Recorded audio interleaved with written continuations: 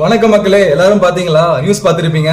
அதிமுக திமுக ஒண்ணு சேர போறாங்க. இது எவ்வளவு பெரிய நல்ல விஷயம், மக்களுக்கு எவ்வளவு நல்லது பண்ணிருக்காங்க. நீங்களே கொஞ்சம் யோசிச்சு பாருங்க. அதிமுக பிஜேபியோட கூட்டணியில இருந்தது, காங்கிரஸ் கூட டிஎம்கே கூட்டணியில இருந்துச்சு. இப்போ அவங்க மக்கள் தேர்ந்தெடுக்கல. 108 இடங்களை நம்ம தாவைக்கா கொடுத்திருக்காங்க. இப்போ மெஜாரிட்டி நம்பர்ஸ் இருந்தா போதும், அவ்வளவுதானே.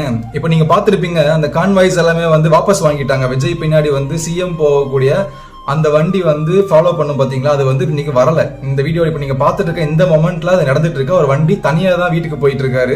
அவர் கூட இருக்க அந்த எம்எல்ஏஸ் தான் போயிட்டு இருக்காங்களோ தவிர அந்த சிஎம் பாதுகாப்பு கூட வர அந்த வண்டி வரல. இதுக்கு காரணம் ஏடிஎம்கேவும் டிஎம்கேவும் ஒன்னு சேர்றதுக்கான பேச்சுவார்த்தைகள் ரொம்ப தீவிரமா போயிட்டு இருக்கு. என்னோட ஃப்ரெண்ட், என் கூட படிச்ச ஃப்ரெண்டு பாத்தீங்கன்னா, அவங்க அப்பா ஒரு எம்எல்ஏ.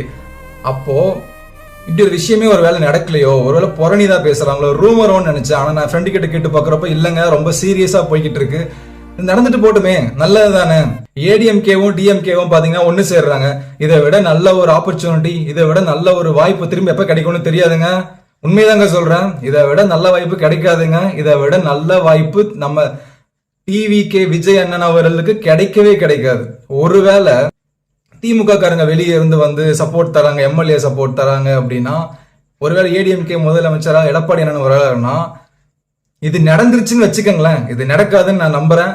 நான் கேட்ட வரைக்கும் பேச்சுவார்த்தை போகுது. ஆனா இது ஒரு மானங்கெட்டத்தனமான ஒரு கூட்டணியா சேரும். மக்கள் எதிர்ப்புக்கு இது உள்ளாகும். எதிர்ப்புனா சாதா எதிர்ப்பு இல்ல. ஆல்ரெடி டிஎம்கேன்ஸ்டான வேவ் இருந்ததுனாலதான் பாத்தீங்கன்னா அவங்க எங்க போய் உட்கார வச்சாங்க மக்கள்னு பாத்திருப்பீங்க. இப்ப இதுல நடந்துச்சுன்னு வச்சுக்கோங்களேன், இருந்துட்டு போட்டுங்க. அடுத்த 5 வருஷம் இவங்க ஜாலியா ஆட்சி அமைச்சிட்டு போட்டோம். ஆனா என்ன ஆகும்னு பாத்தீங்கன்னா,